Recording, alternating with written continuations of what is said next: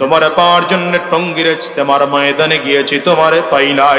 তোমারে পাওয়ার জন্য উজানির কারি ইব্রাহিম রাহমাতুল্লাহ আলাইহির দরবারে গেছি, না তোমারে পাই নাই। তোমারে পাওয়ার জন্য চরমনের জমিনে 3 দিন পড়েছিলাম, মালিক তুমি কই? না না না না, পাই নাই। এত জায়গায় দৌড়াইয়া যখন পাই নাই, রাত্রিবেলা ঠান্ডা পানি দিয়ে ওযু কইরা যায় নামাজ বিছাইয়া দাঁড়ায় গেছি, মালিক তুমি কই?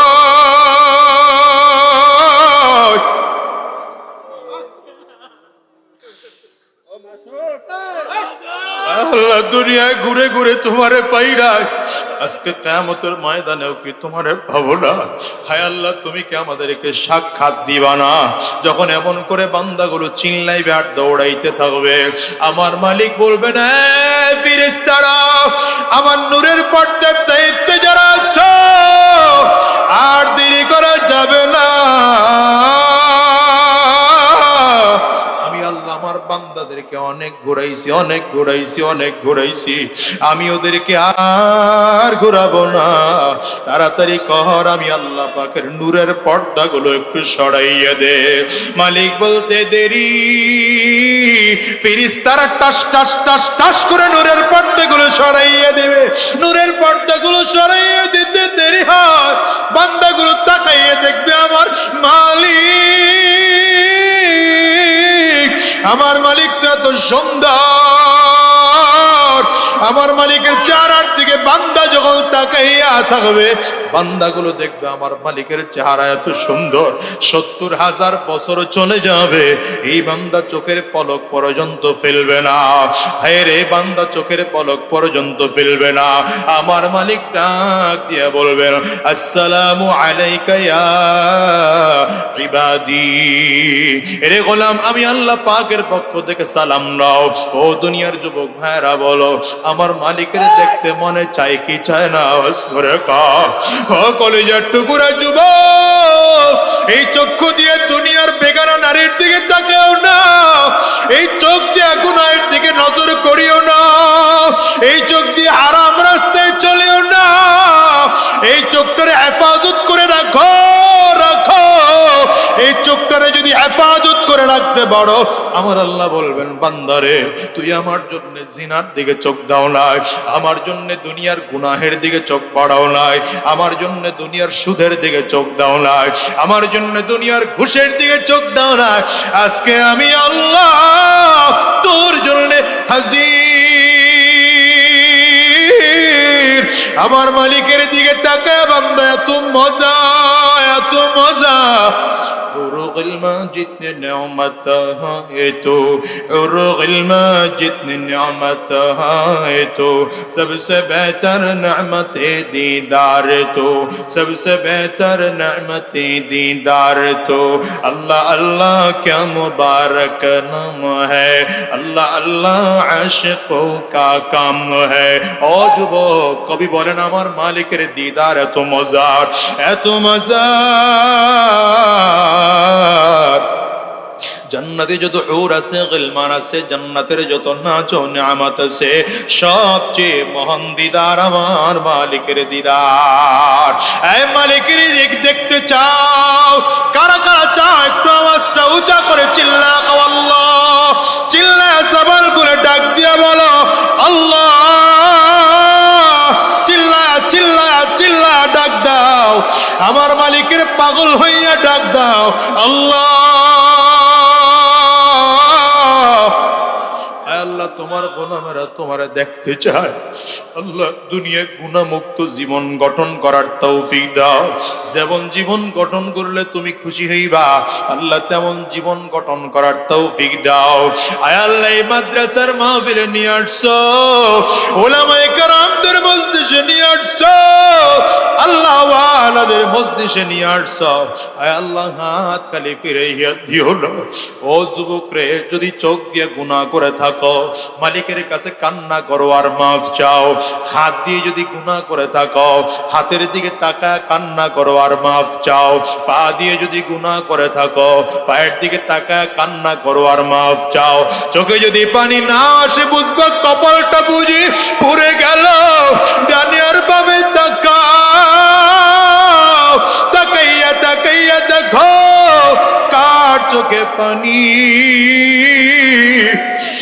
মানুষটার দিকে তাকাইয়া নিজের নিজে ধিক্কার মারো আর বলে আমার নসিবে কি কান্নাও নাই, আমি বুঝি এত কপাল পোড়া,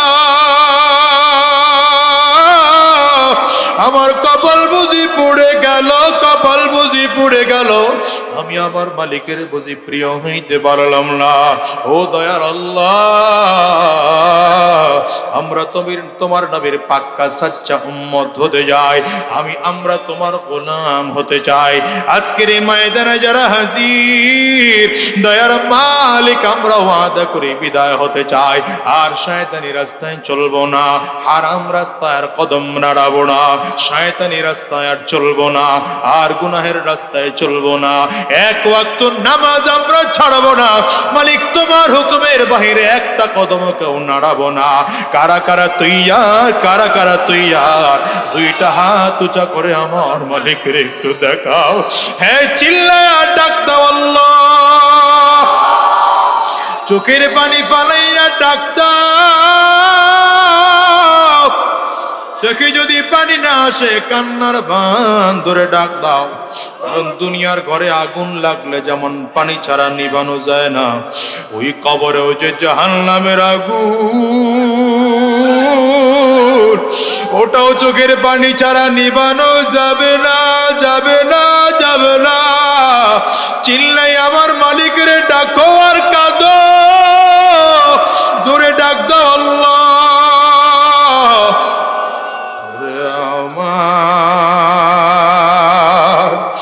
মাওলা রে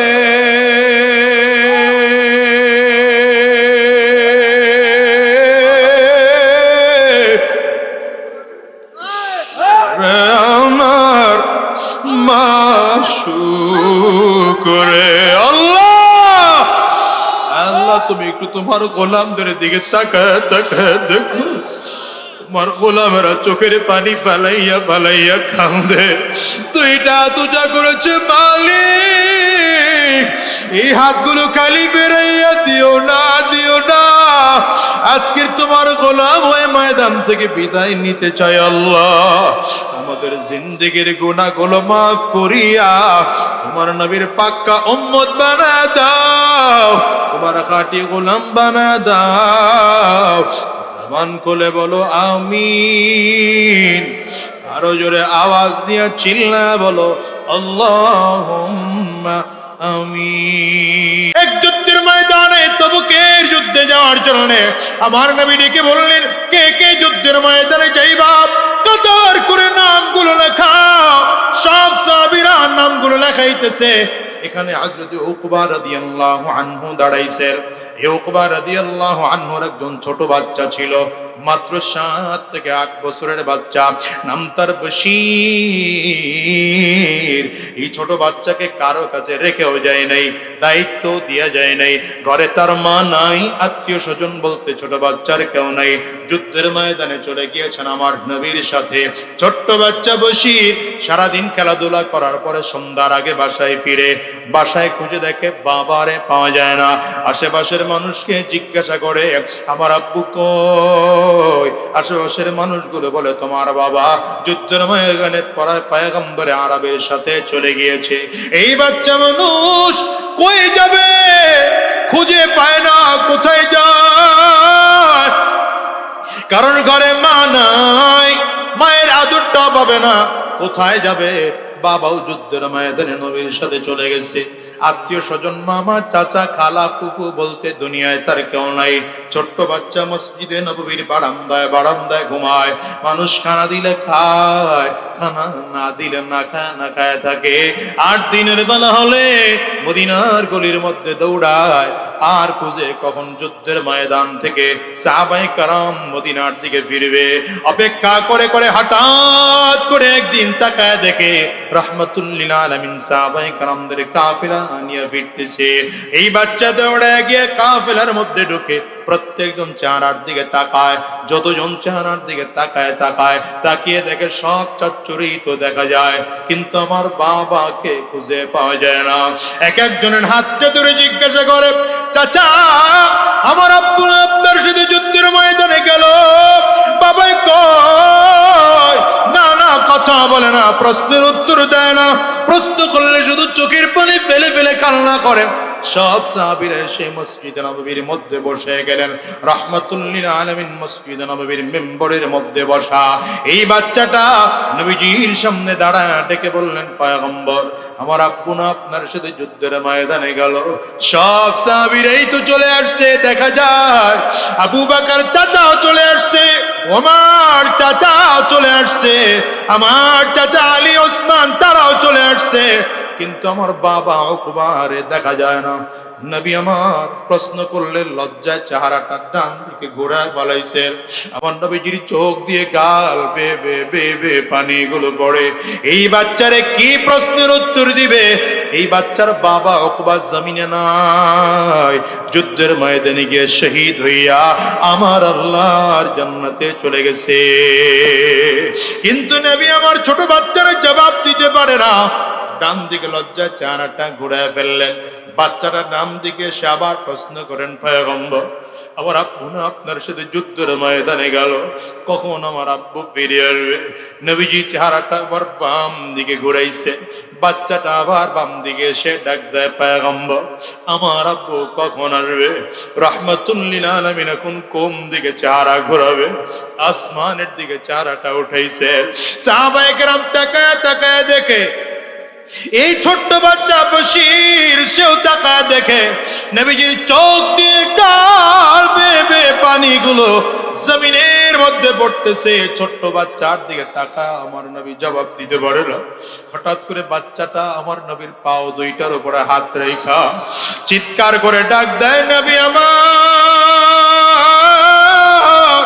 আমার আব্বু আমার আব্বু না আপনার সাথে যুদ্ধের ময়দানে গেল, আমার আব্বা কখন আসবে, কখন আসবে? রাহমাতুল লিল আলামিন প্রশ্নের জবাব দিতে পারে না। বাচ্চার কান্নার আওয়াজ সহ্য করতে না পারে আমার নবী ডাক দেয়, রে বশীর,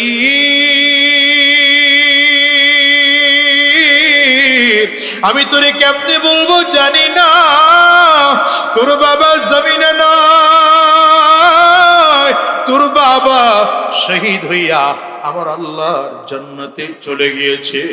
বাচ্চাটা বাবার শাহাদাতের কথা শুনে চিল্লায় চিল্লায় কাঁদতেছে আর বলে, হুজুর, আমার আব্বু এটা কেমন কাজ করলো? আমার একটু রেখেও গেল না, কারো কাছে দায়িত্ব দিয়ে গেল না। আব্বু কি জানে না আমার ঘরে মা নাই, আমার ঘরে আত্মীয় স্বজন বলতে কেউ নাই, আমি একা কেমনে কেমনে থাকি? এতদিন মসজিদে নববীতে আমি ঘুমাইছি, মানুষ খানা দিলে খেয়েছে, না দিলে না খেয়েছিল। আজকে আমার বাবা নাই, আমি কেমন করে বাকি জিন্দেগি কাটাবো? হুজুর, আমি একা খাইতে পারি না, আমার আব্বু আমারে খাওয়ায় দিত। আমি একা কাপড় পরতে পারি না, আমার আব্বু আমারে কাপড় পরায় দিত। হুজুর, আমি গোসল করতে পারি না, আমার আব্বু আমারে গোসল করে দিত। রাত হয়ে গেলে হুজুর আমি আমার আব্বুর বুকের উপরে মাথা রেখে ঘুমাইতাম। আজকে আমার আব্বু নাই, আমি কার কোলে মাথা রেখে ঘুমাবো? রাহমাতুল লিল আলামিন চোখের পানিগুলো ছেড়ে ছেড়ে কান্না করে, হায় রে ও যুবক, আমার নবীর তো এই বয়সী মা জমিন থেকে চলে গেছে, এই বয়সী তো আমার নবীর বাবা জমিন থেকে চলে গেছে। আমার নবী জন্মের আগে বাবা হারিয়েছেন, জন্মের 6 বছরের মাথায় আমার নবী নিজের মাকে হারিয়েছেন। আজকের এই ময়দানে যারা হাজির,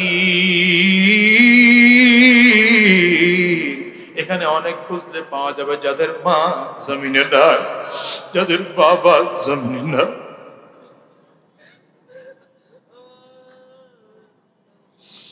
আমি আজাদির ঘরে আমার মা নাই। যুবকরে কেমনে তোমার আমি বোঝাবো জানি না। আজকের হয়তো তোমরা সুন্দরী স্ত্রী পেয়ে, শিক্ষিতা স্ত্রী পেয়ে মাকে ভুলে গেছো। ঢাকার শহরে ফ্ল্যাট ভাড়া করে দামি দামি ঘর নিয়ে থাকো, মায়ের কথা তোমার মনে পড়ে না। অথচ ঠান্ডার দিন চলতেছে, গ্রামের ঘরে মা থাকে, ওই টিনের ফাঁক দিয়ে শিশিরের ফোঁটাগুলো মায়ের শরীরের মধ্যে পড়ে, মার শরীরের মধ্যে পড়ে। হায়রে, দামি একটা কম্বল নাই, মা শীতের মধ্যে ঠক ঠক ঠক ঠক করে কাঁপে। এরপরও সন্তানটারে বদদোয়া দেয় না, সন্তানের বিরুদ্ধে কথা বলে না। কেন? মা তো জানে কলিজার টুকরা সন্তান, দুনিয়ায় মায়ের চেয়ে আপন আর সন্তানের কেউ নাই। যুবক, আজকের এই ভরা মজলিসটার মধ্যে তাকায় দেখো, কত মানুষের যেন মা হারা, কত মানুষ যেন বাবা হারা। কে যেন মায়ের কথা মনে পড়ে চোখের পানি ফেলে ফেলে কান্না করে। বাবারে হারায় কে যেন কাঁদে। বাজারে কার কার মা না, একটু হাতটা উঁচা করে দেখা। বাবা কার কার নাই, আপনারাও হাতটা উঁচা করে দেখা। হাতগুলো একটু তুলে রাখেন। আমার যুবকেরা তাকায় তাকায় দেখুক মা হারা মানুষগুলো কেমনে কাঁদে, বাবা হারা মানুষগুলোর চোখ দিয়ে কেমনে পানিগুলো ফালায়। আরে যুবক তাকায় দেখ, এই মানুষগুলো হাত তুলেছে, এদের কারো ঘরে মা নাই, কারো ঘরে বাবা নাই, আব্বা আম্মা দুইজনের কারো ঘরে নাই। ওরে যুবক, আমি তোমারে কেমনে বুঝাবো জানি না। রহমাতুল লিল আলামিন বাচ্চাটার দিকে তাকায় তাকায় কান্না করে। আমার নবী নিজের ধরে রাখতে পারলেন না। মায়ার নবী, রহমতের নবী হাত দুইটা বাড়ায় দেয়া ডাক দেয়, বশীর, আমি তোর বাবারে জান্নাত থেকে ফিরায় আইনা দিতে পারবো না, তবে আমি নবী যতদিন জমিনের মধ্যে থাকবো, বাকি জিন্দেগির জন্য আমি তোর বাবা হয়ে গেলাম। ও দুনিয়ার যুবকেরা, বলো বলো, আমার নবীর যদি ছাত্র হয়ে যায়, কোরআন অনুযায়ী যদি নিজের জীবনটারে গড়া যায়, হাদিস অনুযায়ী যদি নিজের জীবনটারে গড়া যায়, ক্ষতি না লাভ? একটু আওয়াজ করে চিল্লায় খাও, এই ক্ষতি না লাভ? এই জন্য পাগল হব কার? আঙ্গুলটা উঁচা করে চিল্লায় বলো, মোহাব্বত করবো কারে? আরো জোরে বলো, কারে ভালোবাসবো কারে? আমার মালিক ছাড়া তোমার আমার কেউ নাই, দুনিয়াতেও কেউ নাই, পরকালেও কেউ নাই, হাসরেও কেউ নাই, পুলসিরাতেও কেউ নাই, মিজানেও আমার মালিক ছাড়া কেউ নাই। আরে কলেজার টুকরা যুবক, কবরের মধ্যে যখন যাইবা, কবরেও গেলে দেখবা মালিক ছাড়া তোমার পর আমার আপন কেউ নাই। ক্ষমতা সেদিন সাথে যাবে না, সম্পদও সেদিন সাথে যাবে না, হায়রের টাকা পয়সাও সেদিন সাথে যাবে না, কলিজার টুকরা সন্তানেরাও তোমার আমার সাথে যাবে না, বাড়ি গাড়ি তোমার আমার সাথে যাবে না, দুনিয়ার কত বন্ধু এরাও সাথে যাবে না। কবরে তুমি আর আমি বড় একা, ওই কবরে থাকবে কে? আওয়াজ করে চিল্লা কাউকে। ওই মালিকের পাগল হও, মালিকের পাগল হও। যদি আমার মালিকের পাগল হইতে পারো, ওই কবরে আমার মালিক বলবেন, গোলাম তুই ঘুমা, আমি মালিক তোর পাশে আছি, আমি মালিক তোর পাশে আছি। আমি এই জগতের মধ্যে কত আমার মালিকের আশেক আছে, এরা বাড়ি গাড়ির পাগল না, এরা সম্পদের পাগল না, এরা দুনিয়ার টাকা পয়সারও পাগল না, এরা ক্ষমতার পিছনেও দৌড়ায় না, টাকার পিছনেও দৌড়ায় না, গাড়ি বাড়ির পিছনেও দৌড়ায় না, এরা শুধু খুঁজে আমার মালিক কয়, আমার মালিক কোথায় পাওয়া যায়। দৌড়ায় এরা টঙ্গীর ময়দানে দৌড়ায়, না মালিক রে খুঁজে পায় না, এরা চরমনের দরবারে দৌড়ায়, আমার মালিক রে খুঁজে পায় না। জানো জানো নবীর কিছু আশে কেমন থাকবে, আমার মালিকের আশে কেমন কিছু থাকবে, যারা কিয়ামতের ময়দানেও আমার মালিক রে খুঁজবে। যখন সূর্য মাথার মুড়োমাত উপরে থাকবে, মাথার মগজগুলো সূর্যের তাপে টকবক টকবক করে করে ফুটবে, হায়রে মানুষগুলো তাকাইয়ে দেখবে ডান দিক থেকেও জাহান্নামের আগুন, মানুষগুলো তাকাইয়ে দেখবে বাম দিক থেকেও জাহান্নামের আগুন, মানুষগুলো তাকাইয়ে দেখবে সামনের থেকেও জাহান্নামের আগুন, সামনের দিকে আগাইতেছে, মানুষগুলো তাকাইয়ে দেখবে পিছন দিক থেকেও জাহান্নামের আগুন, এই সামনের দিকে ধাওয়া করে করে আসে, আর ঘুরিম ঘুরিম আওয়াজ, ওদিকে আমার মালিক জালালিয়াত জাব্বারিয়াতের কাহ্হারিয়াতের কণ্ঠে ডাক দিবে, লিমানিল মুলকুল ইয়াউম, আজকের দিনের বাদশাহী কার? সেদিন মানুষগুলো জবাব দিতে পারবে না। সব নবীরা ইয়া নফসি ইয়া নফসি ইয়া নাফসি করবে, আমি বাঁচি আমি বাঁচি আমি বাঁচি আমি বাঁচি। ও যুবক রে, জানোনি ওই ময়দানের মধ্যে একদল পাগল দৌড়াবে, পাগল দৌড়াবে। এরা কোথায় হাসর, কোথায় মিজান, কোথায় পুলসিরাত, কোথায় জান্নাত, কোথায় জাহান্নাম, কবর নাই। এরা শুধু দৌড়ায় আর চিল্লায় আর ডেকে ডেকে বলে, মালিক তুমি কই, তুমি কই। আমার মালিক রে খুঁজে খুঁজে খুঁজে খুঁজে বান্দাগুলো হয়রান আর পেরেশান হয়ে যাবে। আল্লাহ পাকের আরশের পায়ের মধ্যে ট্যাগ লাগাইয়া বান্দা বিশ্রাম করবে।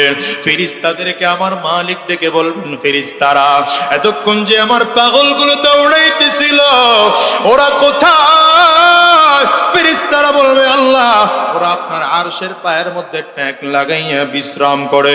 আল্লাহ বলবেন, ওদেরকে ডাক দাও।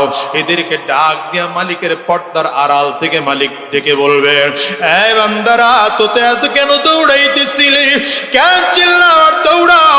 এরা বলবে, আল্লাহ তুমি কই, তোমার কি দেখা পাবো না? তোমার দেখা পাওয়ার জন্য ফজরের আজান শুনে ঘরে থাকতে পারি নাই, ঘর থেকে বের হইয়া মসজিদে চলে গিয়েছি, না না তোমার সাক্ষাৎ পাই নাই গো আল্লাহ। আবার জোহরের আজান শুনে মসজিদে গিয়েছি, তোমার দিদার পাই নাই গো মালিক। আসরের আজান শুনে আবার দৌড়াইয়া চলে গেছি, না তোমার দিদার পাই নাই। মাগরিবের আজান শুনে আবার মসজিদে দৌড়াইছি, না তোমারে পাই নাই। ঈশার আজান শুনে আবার দৌড়াইয়া মসজিদে চলে গেছি, না গো মালিক না তোমার দিদার পাই নাই, তোমার সাক্ষাৎ পাই নাই। কোথায় গেলে তোমারে পাওয়া যাবে? এই সাইদনগর মাদ্রাসায় এসে মাহফিলের মধ্যে বসেছিলাম, তোমারে পাই নাই। তোমারে পাওয়ার জন্য টঙ্গীর ইজতেমার ময়দানে গিয়েছি, তোমারে পাই নাই।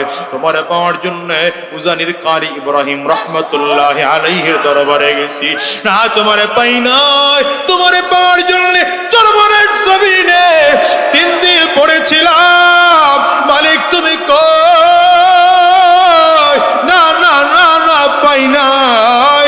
এত এত জায়গায় দৌড়াইয়া যখন পাই নাই, রাত্রিবেলা ঠান্ডা পানি দিয়ে ওযু কইরা যায় নামাজ বিছাইয়া দাঁড়ায় গেছি, মালিক তুমি কই।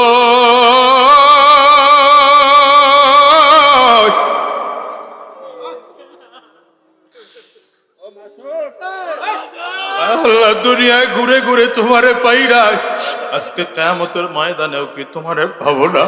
হায় আল্লাহ তুমি কি আমাদেরকে সাক্ষাৎ দিবা না? রাহমাতুল লিল আলামিন হযরত আবু বকর সিদ্দিক রাদিয়াল্লাহু আনহুকে যখন বললেন, আবু বকর আমি তো নবুয়ত প্রাপ্ত হয়েছি, বলতে দেরি কালিমা পড়তে দেরি না, বলতে দেরি কালিমা পড়তে দেরি না। হ্যাঁ, ধীরে ধীরে এই ছাত্রের আত্মা পরিশুদ্ধ হচ্ছে, হতে হতে হতে হতে এমন কোয়ালিটিফুল হয়েছে যে নবীজি তাদেরকে জান্নাতের সার্টিফিকেট দিয়েছেন জীবদ্দশায়। অথচ আবু বকর সিদ্দিক রাদিয়াল্লাহু আনহু দুনিয়ার দিক থেকে গরিব ছিলেন, সম্পদশালী ছিলেন না। এমন গরিব ছিলেন যে ছালার চট পরে ঘুরতেন, জামাটা বানাইছেন জামাটাও ছালার চটের। মনে করেন না যে আবু বকর সিদ্দিক রাদিয়াল্লাহু আনহু আগের থেকেই গরিব ছিলেন, আগের থেকেই ফকির ছিলেন, না। আবু বকর সিদ্দিক রাদিয়াল্লাহু আনহু মক্কার বড় ব্যবসায়ীদের একজন ছিলেন। মক্কার বাজারের সবচেয়ে দামি কাপড় দিয়ে আবু বকর সিদ্দিক জামা বানাইতেন। আজকের সেই আবু বকর সিদ্দিক ছানার চট পরে ঘুরতেছে। আরে হোক না ছানার চট পড়া মানুষ, কিন্তু এই মানুষটার এত দাম যে আল্লাহ তাআলা নিজে আবু বকর সিদ্দিককে সালাম জানানোর জন্য জিবরিল পাঠাইছেন। ভালো করে বুঝেন, আপনাদের এলাকার কমিশনার সাহেব যদি কাউরে ইনভাইটেশন কার্ড পাঠায়, তার মান অনেক বেড়ে যায় না? কথা কয় না? তার মূল্য অনেক বেশি না? কেমন বেশি? সে আশপাশের কাউরে গনেই না। কমিশনার সাহেব কার্ড পাঠাইছে, যদি মনে করেন এমপি সাহেব ফোন দিয়ে দাওয়াত দেয়, তাহলে তো মান আরো বাড়ে। আর এটা যদি প্রধানমন্ত্রী পাঠায়, এটা তো সে কাউরে জিজ্ঞাসাই করবে না। সেখানে আবু বকর সিদ্দিকরে সালাম পাঠাইছেন কে? আঙ্গুলটা উঁচা করে চিৎকার করে জোরে জোরে আরো জোরে আওয়াজ দিয়ে চিল্লায়া আমার আল্লাহ নিজে সালাম পাঠিয়েছেন। বলেন তো আবু বকর সিদ্দিক রাদিয়াল্লাহু আনহুর মূল্য কি আপনার আমার মতো? না আপনার আমার চেয়ে অকল্পনীয় বেশি, ঠিক না? জিবরিল আমিন একবার আমার নবীজির কাছে এসে হাজির। নবীজি তাকায় দেখেন জিবরিল আমিনের পরনের এই জুব্বাটা ছালার চটের। জিবরিল আমিন পড়ছে কি? সালার চট দিয়ে জুব্বা বানাইছেন, সেই জুব্বা পরে আসছেন। নবীজি মাথার দিকে তাকায় দেখেন মাথার পাগড়িটাও ছালার চটের। আরে সুবহানাল্লাহ কইতে বললাম, মাথার পাগড়িটাও ছালার চটের। নবীজি তাকায় তাকায় দেখতেছেন জিবরিল আমিনের দিকে, ব্যাপার কি? এই পোশাক পরে তো কখনো জিবরিল আসে না, আজকে কেন আসলো? জিবরিল আমিন আইসা আমার নবীকে বললেন, পয়গম্বর আপনার আবু বকরকে একটু ডাকেন না, আপনার আবু বকরকে একটু সালাম দেন না। তো নবীজি আবু বকর সিদ্দিক রাদিয়াল্লাহু আনহুকে ডাকাইলেন। হযরত আবু বকর সিদ্দিক রাদিয়াল্লাহু আনহু নবীজির বাম পাশে দাঁড়ানো, জিবরিল আমিন নবীজির ডান পাশে দাঁড়ানো। নবীজি তাকায় দেখেন জিবরিলের পরনে যেমন ছালার চটের জুব্বা, আবু বকর সিদ্দিক রাদিয়াল্লাহু আনহুর পরনেও ঠিক ছালার চটের জুব্বা। জিবরিল আমিনের মাথার পাগড়িটাও যেমন ছালার চটের, জিবরিল আমিনের মাথার পাগড়িটাও ছালার চটের। নবী একবার জিবরিল আমিনের দিকে তাকান, আর একবার আবু বকর সিদ্দিকের দিকে তাকান, কার পোশাক কে পড়েছে? ডেকে বললেন, জিবরাইল কার পোশাক কে পড়েছ? তুমি আবু বকরের পোশাক পড়েছ না আবু বকর তোমার পোশাক পড়েছে? জিবরিল আমিন বলেন, পয়গম্বর আমার পোশাক আবু বকর কেন পরবে? বরঞ্চ আমি জিবরাইল তো আবু বকরের পোশাক পছন্দ করে পড়েছি। শুধু আমি নয়, আজকের আসমানের সব ফেরেশতারা আবু বকরের পোশাক পড়েছে। রাহমাতুল লিল আলামিন আবু বকর সিদ্দিক রাদিয়াল্লাহু আনহুর দিকে তাকায়া কাঁদতেছেন। কেন কাঁদতেছেন? বলে কোথার আবু বকর আজকে কোথায় চলে আসছে? এই আবু বকর সিদ্দিক রাদিয়াল্লাহু আনহু তো মক্কার সবচেয়ে বড় ব্যবসায়ী ছিলেন, বড় বড় ব্যবসায়ীদের একজন ছিলেন। বড় বড় ব্যবসায়ীরা আবু বকর সিদ্দিক রাদিয়াল্লাহু আনহুর কাছ থেকে পরামর্শ নিয়ে ব্যবসা করত। শুধু তাই না, আবু বকর সিদ্দিক রাদিয়াল্লাহু আনহু মক্কার বাজারের দামি কাপড় দিয়ে জামা বানাইতেন। আজকের সেই আবু বকরের পরনে ছালার চটের জুব্বা। নবীজি কাঁদতেছেন, আরে কেন? কারণ কি? কারণ হলো আবু বকর সিদ্দিক নবীর জন্য দান করে করে করে করে আজকে গরিব হয়ে গেছে। কারণ আবু বকর সিদ্দিক কা পয়গম্বর, দুনিয়ার মধ্যে যত কিছু আছে এই দুনিয়ার মধ্যে সব কিছুর থেকে আমার কাছে তিনটা জিনিস প্রিয়। কয়টা? জোরে বলেন কয়টা? এক নম্বর, আন-নাজরু ইলা ওয়াজহি রাসূলিল্লাহ, আন-নাজরু ইলা ওয়াজহি রাসূলিল্লাহ। পয়গম্বর আমি আবু বকরের কাছে এক নম্বর প্রিয় আপনার সুন্দর চেহারাটার দিকে তাকাইয়া থাকা। হুজুর আপনার চেহারার দিকে তাকায় থাকলে আমার কলিজাটা ভরে যায়, কলিজাটাই ভরে যায়। দেখবেন আল্লাহ ওয়ালা যারা, তাদের চেহারার দিকে তাকাইলে একদল মানুষের কলিজাটা ঠান্ডা হয়ে যায়। কথা কয় না, কথা কয় না।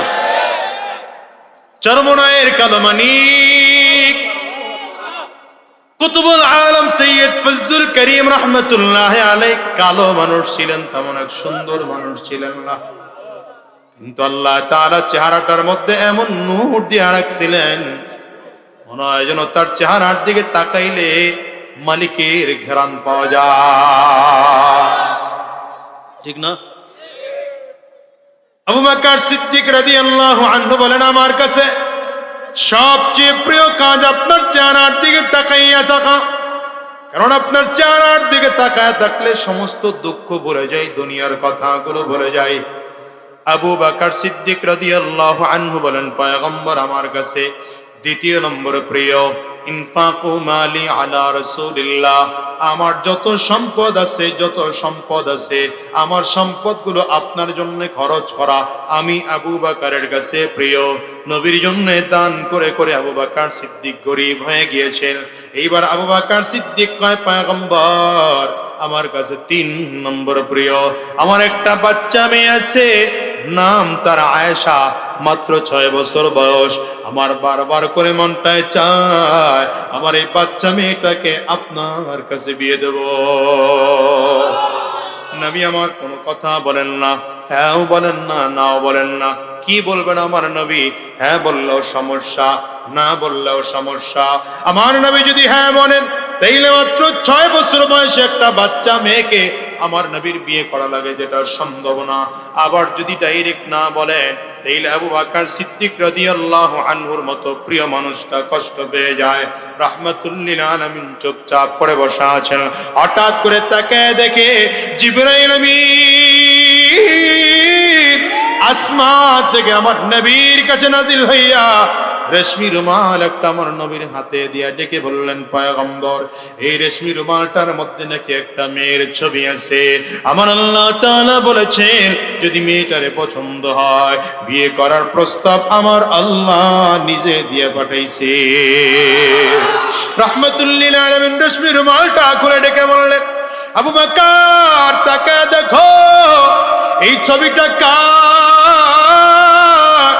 আবু বকর সিদ্দিক রাদিয়াল্লাহু আনহু বললেন, পয়গম্বর এই ছবিটাই তো আমার মেয়ের ছবি। রাহমাতুল লিল আলামিন ডেকে বলেন, রে আবু বকর এখন তোমার মেয়েটা ছোট না বড়, ভালো না মন্দ, সুন্দর না অসুন্দর দেখার কোনো প্রয়োজন নাই, যেহেতু আমার আল্লাহ তাআলা বলেছেন আমি নবী বিয়ে করার জন্য তৈয়ার। আল্লাহু আকবার, চিল্লা বলো। তাইলে এবার ভালো করে হিসাব করো, আমার নবী নিজের যৌবনের চাহিদা মিটানোর জন্য বিয়ে করেছেন না আমার আল্লাহ তাআলার আদেশ পালন করার জন্য বিয়ে করেছেন? কথা কয় না কেন? কথা কয় না কেন? এই জন্য বলি আমার নবী জীবনে যতগুলো বিয়ে করেছেন কোন বিয়ে যৌবনের চাহিদা মেটানোর জন্য আমার নবী বিয়ে করেন নাই। কোন নারীর প্রতি আসক্ত হয়ে আমার নবী কোনো বিয়ে করেন নাই। যৌবনের চাহিদা মেটানোর জন্য আমার নবী বিয়ে করেন নাই। আমার নবী জীবনে যতগুলো বিয়ে করেছেন সবগুলো আমার আল্লাহ পাকের আদেশ ছিল। আল্লাহ তাআলা যখন চাইছে অমুক মেয়েটা আমার নবীর বিবি হোক, তাতে দ্বীনের ফায়দা হবে, ইসলামের ফায়দা হবে, কোরআনের ফায়দা হবে। আবার আল্লাহ তাআলা নবীর কাছে প্রস্তাব দিয়ে পাঠাইছেন। এখন বর্তমান যুগে যদি কোনো বদমাশ, কোন ব্লগার, কোন নাস্তিকের বাচ্চা আমার নবীকে একের অধিক বিয়ে করার কারণে লুচ্চা নবী বলে গালি দেয়, আমার নবীকে নারী নবী বলে গালি দেয়, আমার নবীকে ধর্ষক বলে গালি দেয়, বুঝতে হবে ওর মাথা সুস্থ নাই, মগজ সুস্থ নাই, ওর মাথায় কুকুর পেশাব করেছে। এই বাংলার জমিন থেকে জুতা পেটা করে বিদায় করা দরকার। হাত তুলে বলো ঠিক কিনা? মুসলমান, আবু বকর সিদ্দিক রাদিয়াল্লাহু আনহু আমার নবীর জন্য এত পাগল, তিনটা প্রিয় জিনিস, তিনটে আমার নবীর জন্য প্রিয়। এই জন্য আবু বকর সিদ্দিক আমার নবীর জন্য দান করে করে করে করে গরিব হয়ে গিয়েছে। এইবার আবু বকর সিদ্দিক চানার চাট পরে আমার নবীর সামনে হাজির হয়েছে। নবীজি আবু বকর সিদ্দিকের দিকে তাকায় কাঁদতেছে। হঠাৎ করে ডেকে বলে, আবু বকর তুমি যে আজকের ওই অবস্থান থেকে অবস্থানে নেমে গেলা, ইসলাম গ্রহণ করার কারণে আজকে গরিব হয়ে গেলা, তুমি আল্লাহ পাকের প্রতি খুশি না বেজার? আবু বকর সিদ্দিক বলেন, পয়গম্বর আমি কেন আল্লাহ পাকের উপরে বেজার হব? আমার মালিক আমার যে অবস্থায় রাখেন আমি সেই অবস্থায় খুশি। আপনি আল্লাহর কাছে একটু জিজ্ঞাসা করেন না আমার মালিক আমার উপরে খুশি কিনা। আমার মালিক যদি আমার উপরে খুশি হয় তাইলে আমার ছাড়ার চট পড়তে কোনো আফসোস নাই। জিবরিল আমিন ডেকে বলেন, পয়গম্বর আবু বকরের উপরে আমার আল্লাহ তাআলা এমন খুশি, এমন খুশি। আবু বকর আজকে কেন আমি আসছি? আমি নবীর কাছে যখন আসি, আমি জিবরাইল যখনই নবীর কাছে আসি হয়তো কোনো ওয়াহী নিয়ে আসি। আমি জিবরাইল যখনই নবীর কাছে আসি হয়তো নবীর সাথে আলাদা কোনো কথা বলার জন্য আসি, নবীকে কোনো পরামর্শ দেওয়ার জন্য আসি, অথবা নবীর সাথে কোনো পরামর্শ করার জন্য আসি। আজকে আমার নবীর কাছে কোনো ওয়াহী নিয়ে আসি নাই, আজকে আমার নবীকে কোনো পরামর্শ দিতে আসি নাই, আজকে নবীর কাছ থেকে কোনো পরামর্শ আমি জিবরাইল নিতে আসি নাই। কেন এসেছি জানো? আমার আল্লাহ তাআলা আজকে আমি জিবরাইলকে আবু বকরের কাছে পাঠাইছে। আবু বকরকে আল্লাহ তাআলা খুশি হইয়া সালাম দিয়া পাঠাইছে। আল্লাহু আকবার, চিল্লা কও। তুমি আর আমি তো গুনাহগার, এজন্য তোমার আমার রব তো সালাম জানায় না, ফেরেশতারাও সালাম জানায় না, তোমাকে আমাকে দুনিয়ারও কোনো আল্লাহ ওয়ালারাও সালাম জানায় না, পছন্দ করে না। কথা কয় না? আপনি নিজের গুনাহের কথাগুলো স্মরণ করে করে করে করে আল্লাহর কাছে কান্না করতে হবে আর বলতে হবে, মালিক আমি তো বড় গুনাহগার, আমি তো বড় জালিম, আমার চেয়ে বড় জালিম জমিনের মধ্যে আর কেউ নাই, ঠিক না?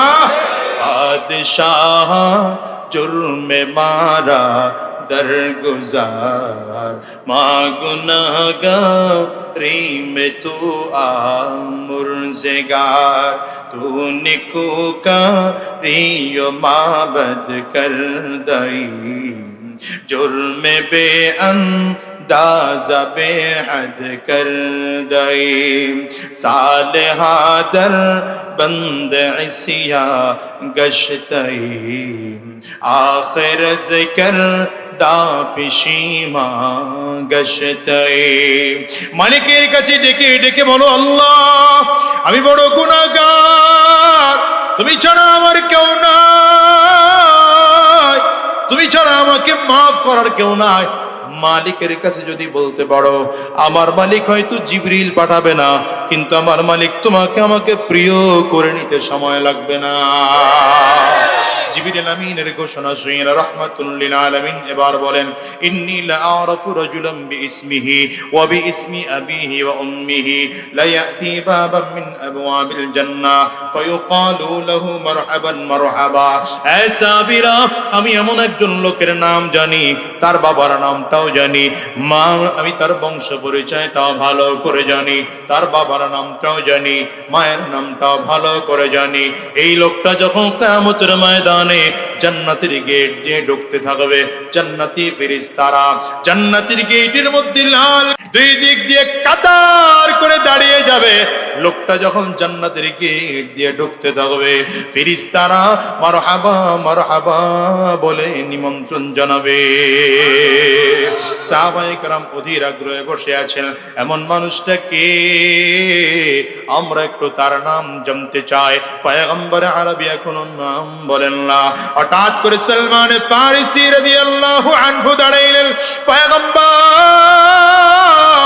আমি দামি মানুষটা কে? আমরা দামি মানুষটার নাম জানতে চাই। নবী আমার ডেকে বললেন, নামটা জানতে চাও? তাইলে জেনে নাও, লোকটার কেউ নয়, লোকটা আমার সাহাবী আবু বকর। দাম কেমন? জান্নাতের সার্টিফিকেট জীবদ্দশায় পায়। ফজরের নামাজের পরে আমার নবী একদিন সাহাবায়ে কেরামদের মাঝে দাঁড়িয়ে দাঁড়িয়ে বললেন, সাহাবীরা ইন্নী রাআইতু কসরান ফি নাওমি। এ সাহাবীরা, আমি আজকের রাত্রিবেলা স্বপ্নের মধ্যে একটা দামি বিল্ডিং দেখলাম। দামি বিল্ডিংটা 4টা দেওয়াল দিয়ে তৈরি করা হয়েছে। কয়টা দেওয়াল জোরে বলেন? এর মধ্যে একটা দেওয়াল জান্নাতি লাল রঙের স্বর্ণ দিয়ে তৈরি করা হয়েছে, আরেকটা দেওয়াল মণি মুক্তা দিয়ে তৈরি করা হয়েছে। নবী বলেন আরেকটা দেওয়াল ইয়াকুত পাথর দিয়ে তৈরি করা হয়েছে। আবার নবী বলেন আরেকটা দেওয়াল জবরদস্ত পাথর দিয়ে তৈরি করা হয়েছে। এই 4টা দেওয়াল তৈরি করতে গিয়া মাঝখানে কোনো বালু আর সিমেন্ট ব্যবহার করা হয় নাই, মাঝখানে ব্যবহার করা হয়েছে মিশক আর আম্বর। নিচের ফ্লোরটা বানানো হয়েছে জাফরান দিয়া। নবী আমার ডেকে বলেন, এত দামি বিল্ডিং দেখে জিজ্ঞাসা করলাম, লিমান হাদা, এত সুন্দর ঘরটা কার? একজন এসে বললেন, ফাতাম মিন কুরাইশ, এটা কুরাইশ বংশের একজন যুবকের। নবী আমার বলেন, জানামতু ইন্নী মিন কুরাইশ ওয়া ইন্নাহু লি। আমি মনে মনে চিন্তা করলাম, আমিও তো কুরাইশ বংশের একজন যুবক, তাইলে মনে হয় জান্নাতের বাড়িটা আমার জন্যই বরাদ্দ করা। নবী আমার বলেন, চিন্তা করে 1 কদম 2 কদম সামনে বাড়াইলাম। হঠাৎ করে আল্লাহর ফেরেশতার সামনে দাঁড়িয়ে বলে, পয়গম্বর এই বাড়িটা আপনার নয়, আপনার নয়, এবারে আপনার সাহাবী ওমরের। এরা আমার নবীর কেমন ছাত্র, কেমন সাহাবী, যাদেরকে আমার নবী জীবদ্দশায় জান্নাতের সার্টিফিকেট দেয়। আর আমার নবীর সাহাবীরাও তো এত পাগল ছিলেন আমার নবীর জন্য, আমার নবীর দ্বীনের জন্য, ইসলামের জন্য, কোরআনের জন্য তারা জীবন দিতেও দ্বিধা করতেন না, রক্ত ঝরাতেও দ্বিধা করতেন না। আমার নবী আর আমার নবীর দ্বীনকে আর কোরআনকে নিজের সন্তানের চেয়ে বেশি ভালোবাসতেন, বাড়ি গাড়ির চেয়ে বেশি ভালোবাসতেন, টাকা পয়সার চেয়ে বেশি ভালোবাসতেন, স্ত্রী পুত্রের চেয়ে বেশি ভালোবাসতেন। এজন্য আমার নবী যখন যুদ্ধের ময়দানে যাওয়ার জন্য সাহাবায়ে কেরামদেরকে নাম লেখানোর জন্য বলতেন, এক একজন সাহাবী দাঁড়ায়া দাঁড়ায়া প্রতিযোগিতা আরম্ভ করতেন, কে কার আগে যুদ্ধের ময়দানে যাওয়ার জন্য নাম লেখাবে। এমনি হঠাৎ